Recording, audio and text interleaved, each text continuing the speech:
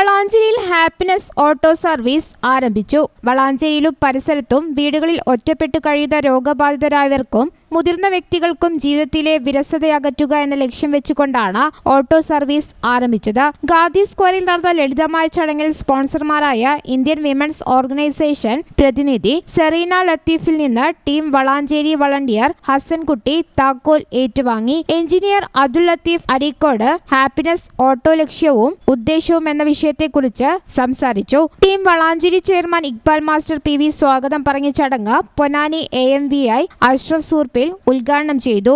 VP Swali അധ്യക്ഷത വഹിച്ചു. ചടങ്ങിന് IMA secretary doctor Riyas KT, team Valanchery convener Kunjippa KB, Radhamani teacher Ainkalath, കൗൺസിലർമാരായ Sajida teacher, Eesa Namrath, Noushad, JCA president Jasni Basheer, ICDS supervisor Asra Nasreen എന്നിവർ പ്രസംഗിച്ചു. സേവനം ഉപയോഗപ്പെടുത്തുന്നതിന് 9847505109 എന്ന നമ്പറിലാണ് ബന്ധപ്പെടേണ്ടതെന്ന് ഭാരവാഹികൾ അറിയിച്ചു. ചടങ്ങിൽ ഓട്ടോ ഇൻചാർജ് ഹസൻകുട്ടി നന്ദിയും പറഞ്ഞു.